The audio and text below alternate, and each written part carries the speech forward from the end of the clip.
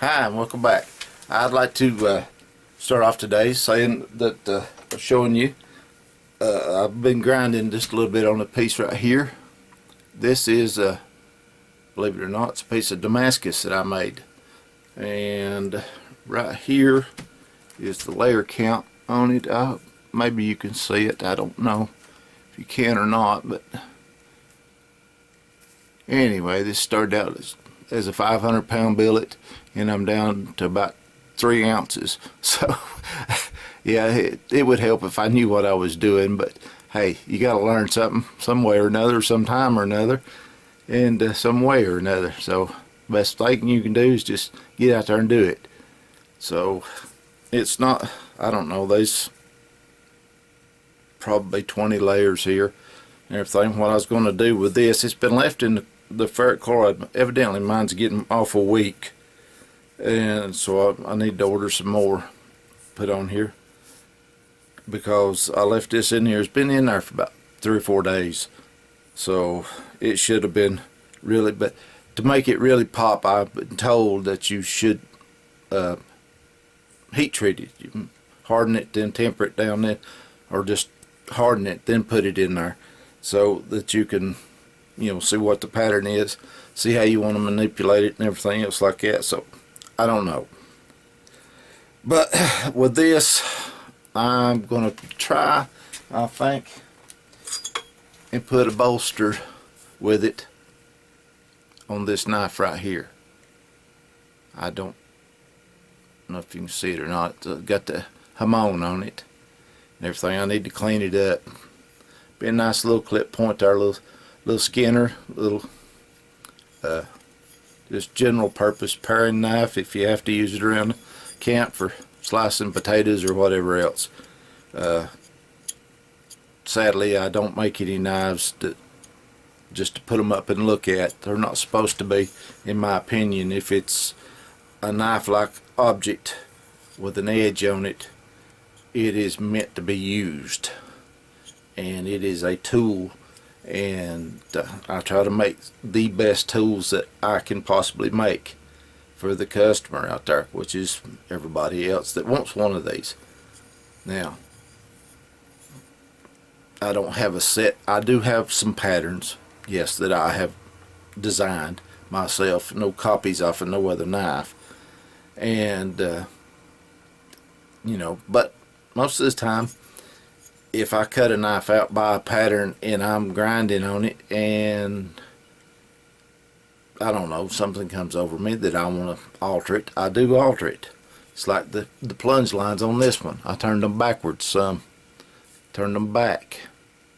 It's just something different, something to do, and everything. Like I said, it's got to be cleaned up and tempered. I hadn't tempered it yet, so neither is the ones on the wall over my shoulder right here. They're all hardened, and I cleaned them up to what was it, 120 grit, and just knocked the fire scale and stuff off of them. They're scratched, but not that superly scratched. And so then I'll do the hand sanding. Now, a lot of people will take their belt grinders and polish them down with that. Yes, you can do that. And no, I haven't done that much. I have done it, but anyway, I kind of like the feel, you know, once you get down to where the scratches are and everything, it gets into what I like to do is the finishing, and just do a hand finish on it. I don't, you know, that way all my lines is going the same way. I don't take them to a really high polish finisher. No, that's not for me. I mean, everybody else may like it like stainless steel. I don't care for it myself. I'd rather have a good high carbon steel that you can pick up a rock and make a fire with it. Just your knife and the rock. Use the knife to get your little tinder, your little bird nest, and your little tinder dust and everything else like that, and try to catch it in something with a rock, and you just pump like that. It does work. I mean, I have done it with char cloth and a piece of rock. Yeah, a piece of rock. And I believe it was the part of the knife that broke on this one. This was a prototype knife, or just a knife that I made with some wood chip micarta that I made myself. I didn't do too good a job. And I put it through the ABS, American Blade Society test. Okay. I failed that test because I failed to understand the rules of the ABS. I'm not a member of that, by the way, and I'm thinking about it, but anyway, I'm not.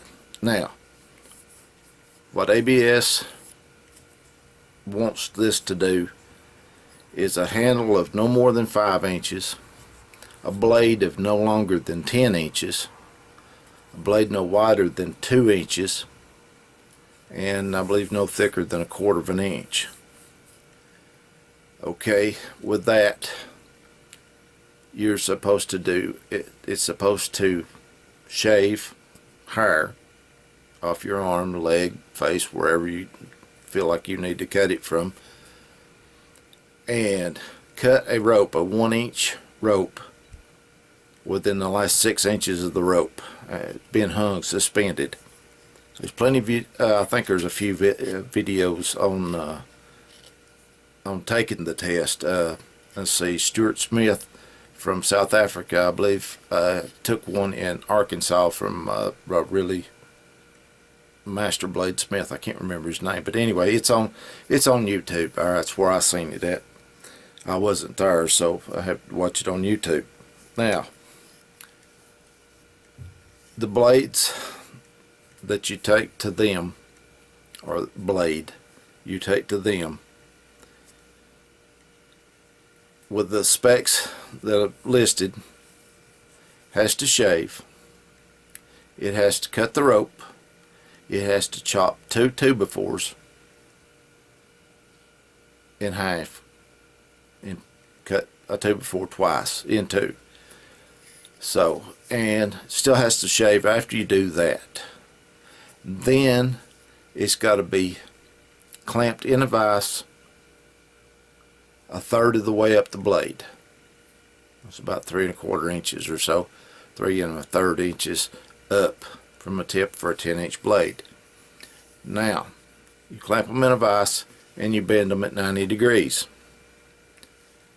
Okay, I watched another feller make a knife, to just absolutely make a knife to take to that for his masters. He done Damascus, but he'd also done the just a single steel blade.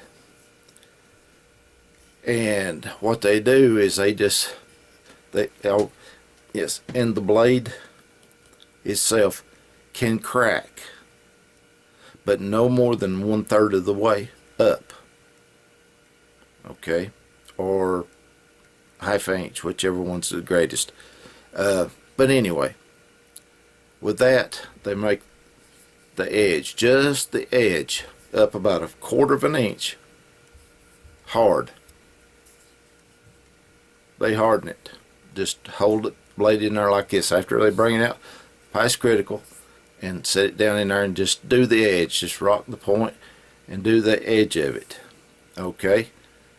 With high carbon steel, the 1095, well, that'll seize. And I've been told that the 10 series blade, steel is actually a water quench steel. I don't know. I'm not a metallurgist or whatever that word is. But then after this cools off, they don't submerge it in nothing. I mean, then they'll heat the back of it up and let the colors run all the way to the blade. Then most of them that tempers this the edge so it will be tougher. And then they put it in water up just a little bit past the or right at the quench line there. Just hold it in water, then take a torch and heat it again. And once they heat it, they let it cool down just naturally. They make sure that they keep it in the water so the edge doesn't get doesn't get soft. So basically the handle and the rest of the steel is as malleable as mild steel once they do that. And the only part of it here is just the edge. So anyway, that's what they do. And this one, I've used it quite a bit around here for doing, because I broke it. And I tried, you can see that I've got a video of it on my page. But I've not sharpened this or anything. And since I broke it, that was a year or so ago. And it's still, it pulls hair off. Yes, not super good, but like I said, I've been cutting everything in here. Now, I'm not sharpened it. If I sharpened it, it would be razor sharp again. I mean, just in a minute. If not quicker, because the edge I put on them. Right here is the profile of the blade, and the inside of it there, I don't know if you can see it or not. Focus. Anyway, it's really tight, little bitty grains, little bitty things, millions of them. And that means that my steel is hardened. It's hardened all the way through. The grain pattern structure is the same from the back edge here all the way down to the tip of the blade. It's the same. It looks like actually it looks like a grinding wheel. I mean, a fine grinding wheel, like on a bench grinder. That's what it looks like to me anyway.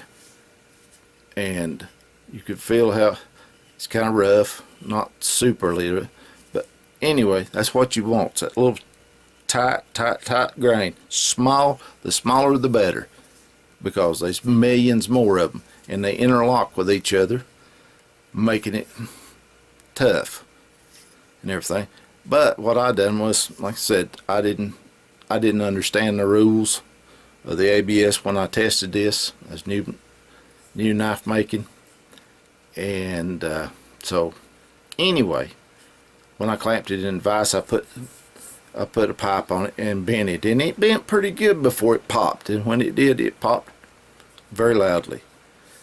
And the handle I broke out there batoning with it, splitting. The only rope I had at the time, I got a squirrel climbing my building there. The only rope I had at the time was this. It's I think it's a 5/8 plastic rope. I don't know how strong it's supposed to be, but anyway, that's what I used. I needed the sisal rope, and I happen to have a piece of it somewhere. What did I do with it? No, but I've done something with it. Well, I had a piece of it in here. You'll have to excuse me. I've been kind of working on grinders, and yes, I did say grinders. I procured another one that I had to fix. I'll show it to you right here. My father offered me his belt grinder a couple of years ago back, and I told him no, I didn't think I'd need it, but I would remember him if I did need it. And it's a 1x42, and it has a disc sander on the back of it there. So, and it's a Sears Craftsman, but it was like most all of them. It had a little bitty table and a platen. It wasn't worth 2 cents or anything else like that, and he'd just been using it to sharpen his axes and lawnmower blades, whatever else like that. And so he's had a few strokes, light ones, mild ones. I mean, any strokes are bad, but his was mild, and he's still able to walk and talk and everything. He just don't remember everything as clear as he once did. But anyway, that being said, He's 79 years old and a bad heart. So, and that's the reason I only live about 5 miles from him. So instead, he moved. He was across the street where my brother lives now. But anyway, back to the grinders. I broke the table on my little 1x30. I was piddling around with it, I was adjusting it, and it wasn't. And I was tightening it, and when I tightened it, it broke the piece of aluminum that the body's made out of on a 1x30. So I had to fix it, and that's the reason. Probably the reason I've not been posting is I've been working on grinders, getting them ready. And I've ordered belts for the 1x42. I don't have any other than what he had, which is just wood belts. They're not metal, but I've ordered a bunch of them now, so I can have 2 of them.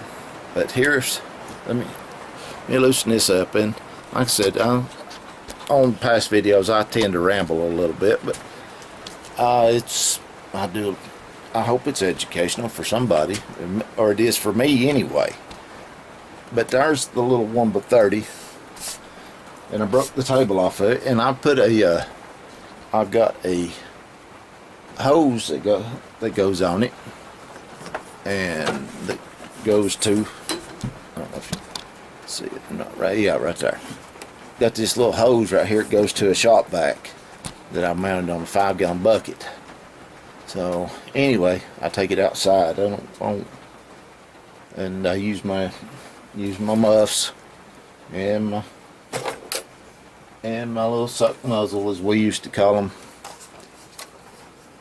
And I done the heating and air conditioning. Then we had to go to Olin Chemical, Charleston, Tennessee, up where they make chlorine for your swimming pools. And it's bad stuff. And then here's the 1x42. Right there. It's a Sears Craftsman. I put this big table on it. It had a little table on it about, I don't know, about 5 inches square maybe. And a little bit platen that was just stamped metal. I don't know if this will help or not, or hurt. But pardon the movement.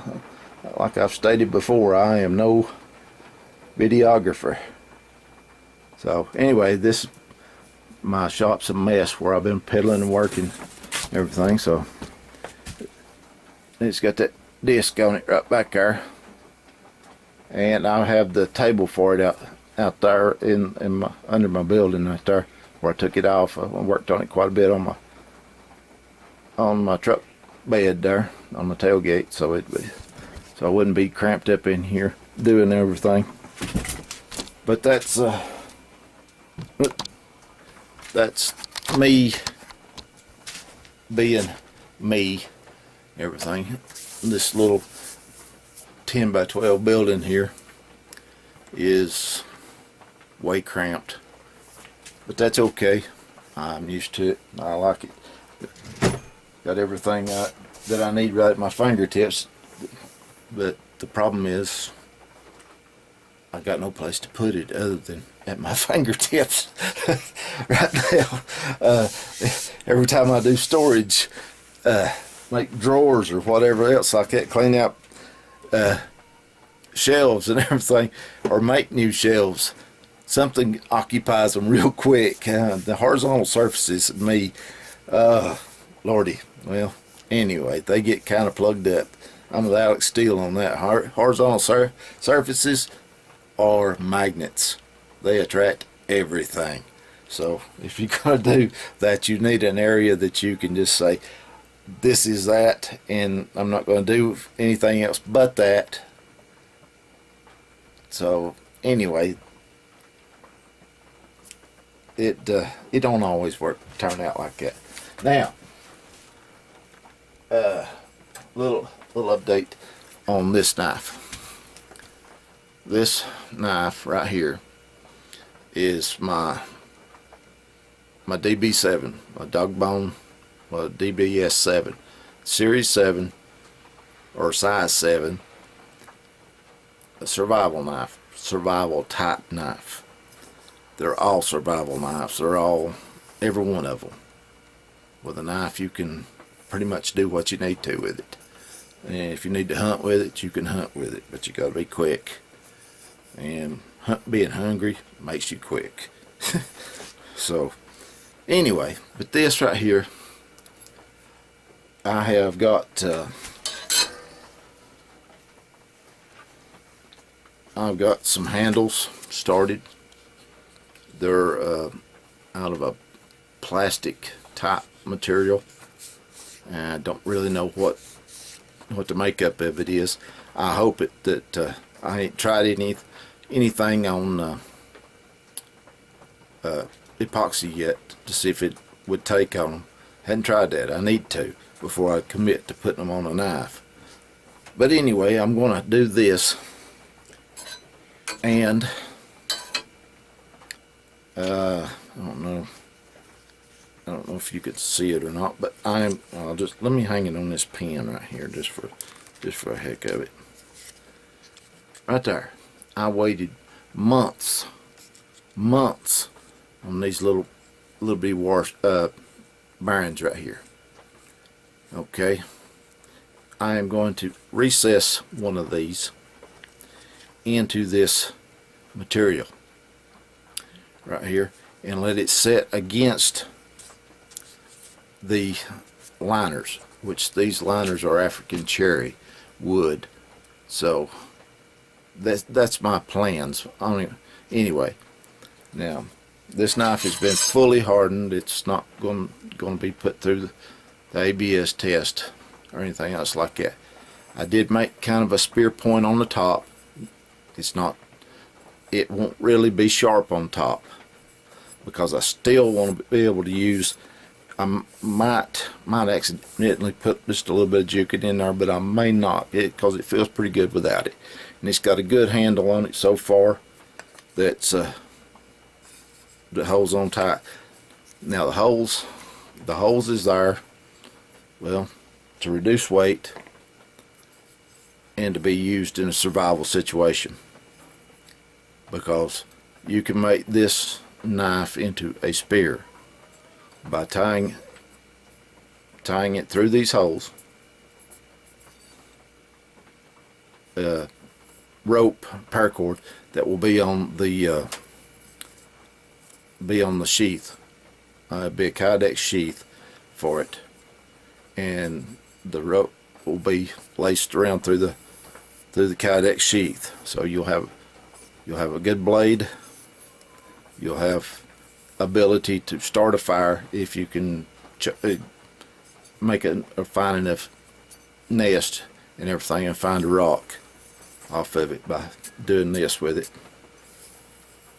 And I've been working on it, been thinking about it, and there's a lot more thinking than they are working.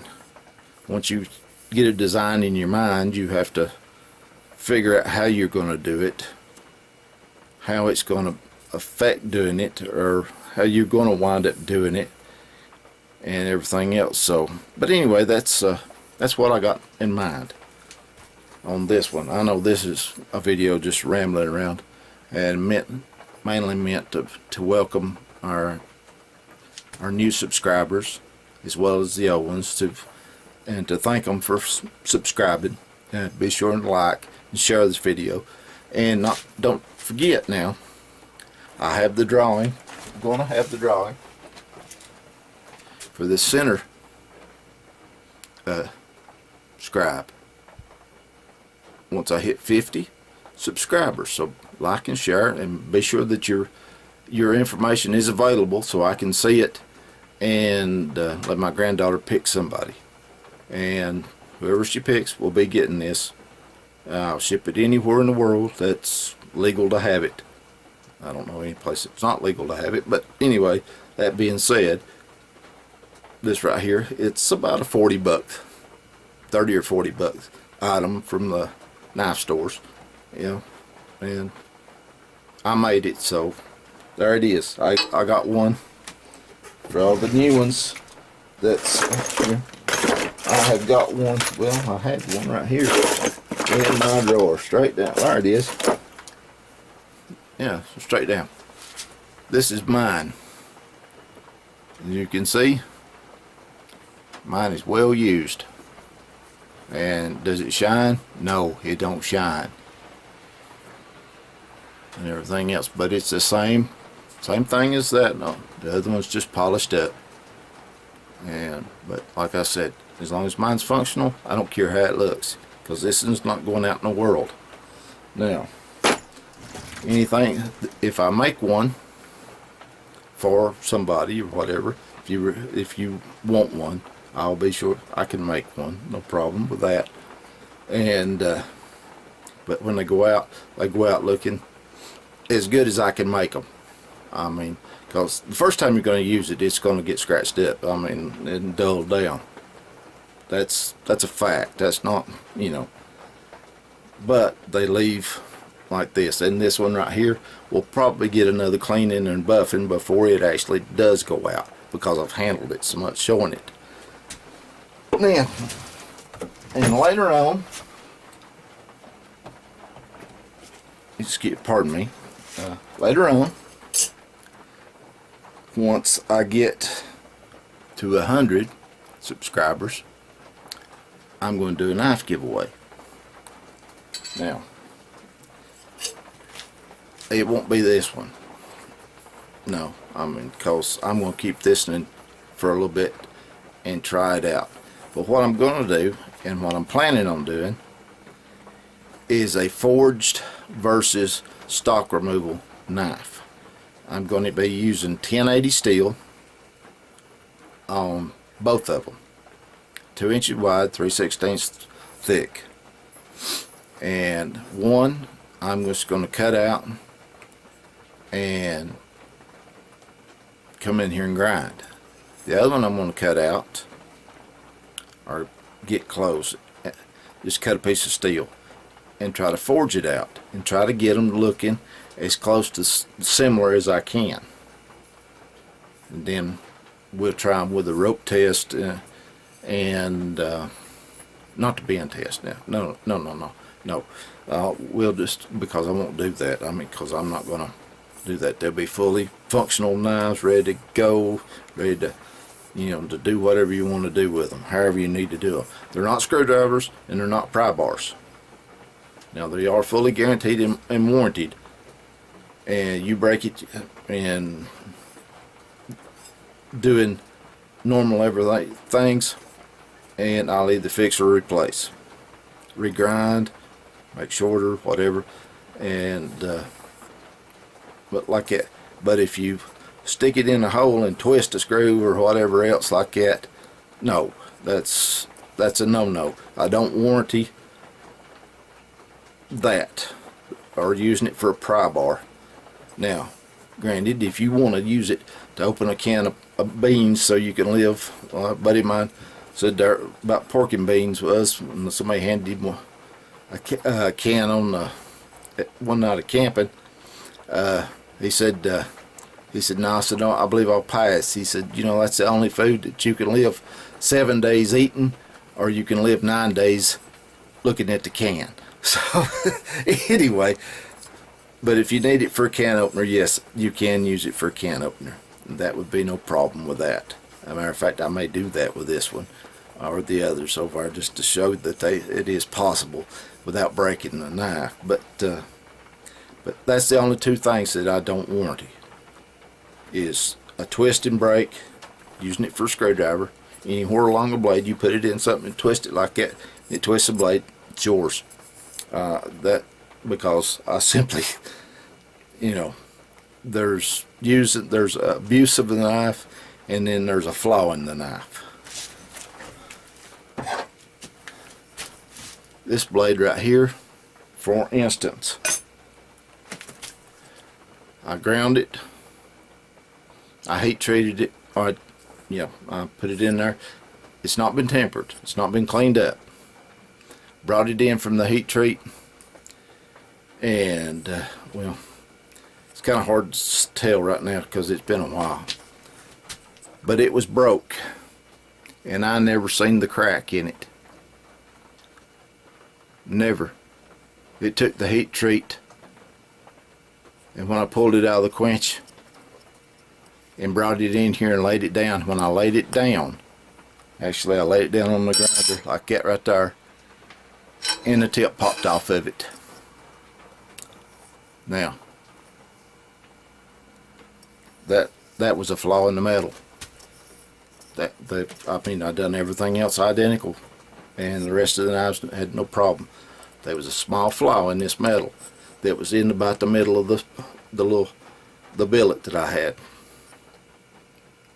Just the small flaw, and it did not present itself until I laid the knife down. It was cool. Knife was cool. I'm not going to handle a hot knife anyway, and it stayed in the oil, and I brought it out when it cooled off and wiped it. Just wiped oil off of it, and then just put it down, and the tip popped off. So I have a knife that I'd already made a handle for it and everything. Hidden tang knife. And maybe I don't know. I may just keep it as a reminder of you could do everything right and it still go wrong. And it's just one of them things. You just got to deal with it and go on. But anyway, I try to make knives out of everything. Where'd the little fella go? I don't had one laying here. And like I said, I've got everything in the world right here at my fingertips. So I have a small one somewhere. There it is. I'm a hand sanding jig. This one right here was out of a leftover piece of 1095, just a small piece. You get the small knives too. Try to use all of your material. I mean, it's not super expensive, you know. It's not like buying H13 or something like that, you know, or titanium or whatever. But you know, you got to do everything you can. Here's another little. Here's this side. It's come out of the oil, and then I kind of clean it up right there. Still got the hamon showing through lightly. Now if I polish it up, you can see it without any ferric chloride on it. But anyway, that's the way I'm doing with this one right here. I'm just cleaning it up. I got to finish clean the fire scale off of it. And this one, once I get them two cleaned up, then I can put them in the heat treat. And normally I would go with and put them in dry ice, but I don't have any, and the time, you know, I don't want to wait no 6 months for the local supplier to get it back. Well, actually it's a grocery store, so if I'll go out tomorrow. If they have it, I'll get it. If they don't, then I'll put them in the heat treat and just temper them down. I mean, there's a lot of people that does that, and me included sometimes, but I like to put them in the dry ice for at least 24 hours, or at least till the dry ice sublimates off. And once that gets done, then I'll put them in there and temper them down. Then once they get tempered, I'll check them and see if I like the colors. I'll let them cool down naturally, air cool, and then I'll do it again. Do it twice. Do 2 1-hour cycles.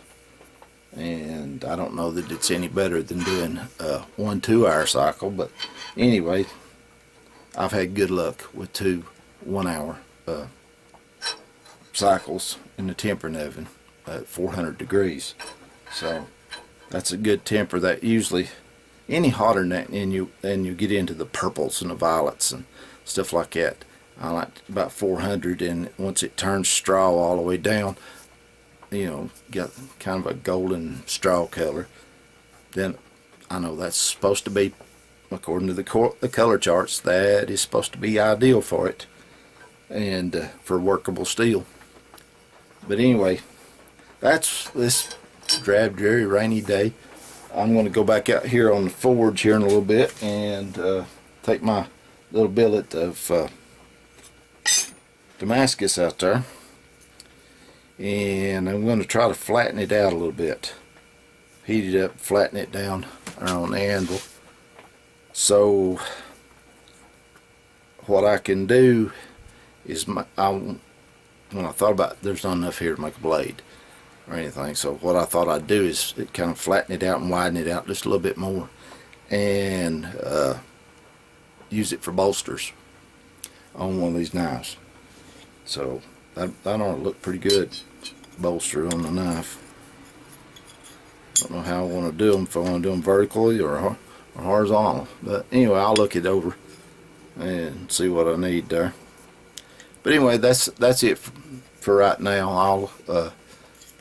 I hadn't posted anything or hadn't filmed anything in a few days, so I've just been out here working on this. I hadn't touched the knives. I just got everything ready to get started on them again. And I made a few tools that I can use for the anvil. If I'm going to forge the knife and everything, I need a few tools. And I made a punch, center punch, a cold chisel, and a hot cut Hardy. Do they look good? No. Will they work? Yes. Roy over at Christ Centered Iron, anyway, made one the other day and give me the idea, and he said that, you know, the punches and the chisels that you're going to be using at the forge, at the anvil and everything, should be short, not long, not like in factory store-bought ones. It's, you know, yay long, 6-8 inches long, you know, 4 or 5, maybe 5.5 inches, something like that, where you can hold them good, where you can just put them there. You don't have to fight with them. You don't have to worry about them wandering off. Shorter the tool, the easier it is to, you know, manipulate. But anyway, that's I got that from him. So thank you, Roy. And but till now, for right now, this is what I'm doing, just piddling around in here today on a rainy day, watching the chickens scratching in the driveway. But till next time, this is Dogbone Nice saying God bless.